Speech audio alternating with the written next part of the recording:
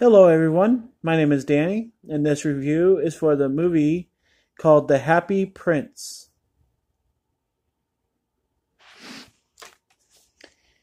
In a cheap Parisian hotel, Oscar Wilde lies on his deathbed and recalls his past with wit and irony. Was he once the most famous man in London? He reviews the failed attempt to reconcile with his long-suffering wife, the ensuing reprisal of his fatal love affair with Lord Alfred Douglas, and the devotion of Robbie Ross, who tried and failed to save him from himself. From Dieppe to Naples to Paris, Oscar is a penniless vagabond, shunned by his old acquaintances, but revered by a strange group of outlaws to whom he tells the old stories, his incomparable talent still sharp.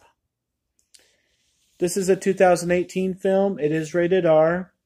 It runs 105 minutes, and it stars Colin Firth, Emily Watson, Colin Morgan, Edwin Thomas, and Rupert Everett. The Happy Prince. Well, the first thing for me is that this just kind of came up in my research, in my suggested movies list, and didn't know much about it. And I do know that Oscar Wilde is a big historical figure, this 1800s time that we're talking about here. Obviously, you heard in France. And, not too many people understand why he was a big deal, but to say at one point in a long time ago, he was the most famous man in the whole country, that's a big deal in any time period. So,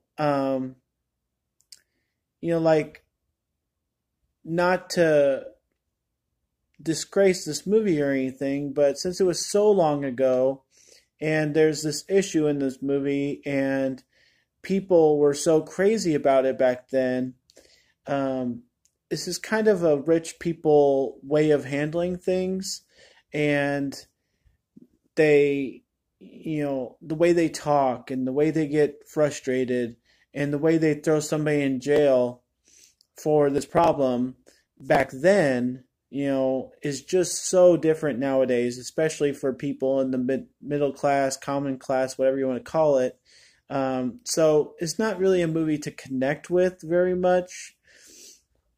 Especially for people that are anywhere common class, just because, he was so famous, even when he's, spit on and looked down upon, he's so, high up in popularity and being famous that, he just doesn't know how to handle it.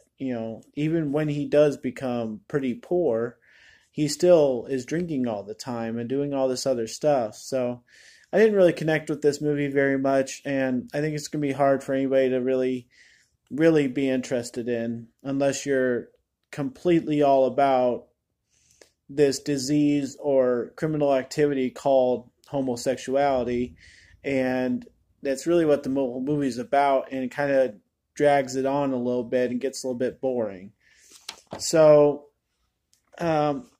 when they argue with each other, they just have weird ways of talking, and let's go have a drink. Oh, the biggest insult back then, especially with intellectuals, was saying something that would really strike a chord. Talking about your wife or your sons or your other lover, that they don't really love you as much as you think they do, or something like that. Like, that would really sting. Nowadays, you don't talk about people's family, but it's like people can get over that in a certain way. But back then, that was like the major insult. So it didn't have that, pizzazz, that I would expect from a movie talking about some kind of big deal, because Oscar Wilde was a big deal. But it didn't show so much of his craft of writing, or it had him tell a couple stories. It showed him on stage in his prime, sort of, but wasn't really about that. It was about his lifestyle and his demise, and that way it's interesting, but it's just not that interesting to make a movie about it. So, um, yeah, when I found out and I had to watch all this stuff, that the source material of this movie is completely about guys being together, it was just hard to watch for a while. And, a couple scenes were just kind of distasteful. And there's maybe one or two laughs because, it's trying to push that. It's trying to be about that, trying to be a light movie about love and romance, even if it is between two guys.